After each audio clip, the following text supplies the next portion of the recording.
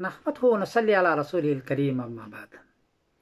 مولانا عثمان حسن زئی کراچی کے ہیں، میرے اچھے دوست ہیں۔ انہوں نے پوچھا ہے کہ رمضان میں چاند کی صورتحال کیا ہے۔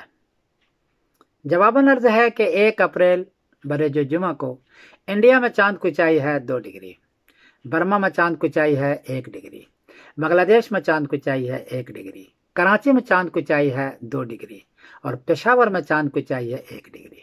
چاند 1 ڈگری اور 2 ڈگری ہے، چاند نظر آنے کا سوال ہی پیدا نہیں ہوتا، اس لیے 1 اپریل بروز جمعہ کو چاند نظر نہیں آئے گا۔ 2 اپریل بروز سنیچر کو انڈیا میں چاند کی اونچائی ہے 14 ڈگری، برما میں چاند کی اونچائی ہے 13 ڈگری، بنگلہ دیش میں چاند کی اونچائی ہے 13 ڈگری، کراچی میں چاند کی اونچائی ہے 14 ڈگری اور پشاور میں چاند کی اونچائی ہے 13 ڈگری۔ چونکہ 2 اپریل بروز سنیچر کو 10 ڈگری سے چاند اونچا ہے، 9 ڈگری مشکل سے نظر آتا ہے، 10 ڈگری میں چاند نظر آنا شروع ہو جاتا ہے آنکھوں سے۔ یہاں 10 ڈگری سے زیادہ ہے 14 ڈگری اور 13 ڈگری ہے پشاور، کراچی وغیرہ میں، اس لیے چاند 2 اپریل بروز سنیچر کو نظر آئے گا، واضح نظر آئے گا، دیر تک رہے گا۔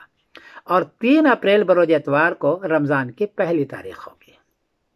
3 اپریل کو 2 تاریخ کی شام کو تراویح پڑھیں گے اور 3 اپریل بروز اتوار کو رمضان کا روزہ رکھیں گے۔ یہ صورتحال ہوگی۔ اس اعتبار سے 28 اپریل بروز جمعرات کی جو شام آ رہی ہے، 28 اپریل بروز جمعرات کی جو شام آ رہی ہے وہ شب قدر کی رات ہوگی اور 29 اپریل بروز جمعہ کو 27 رمضان ہوگی۔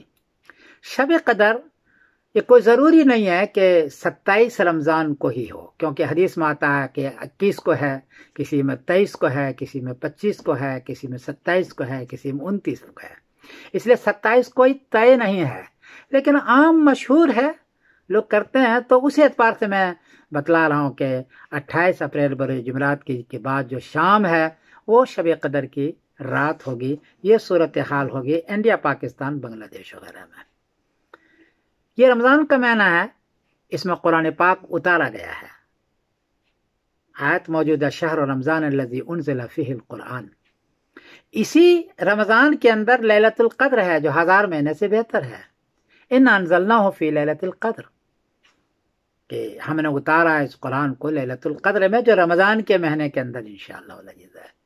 اور فرض روزہ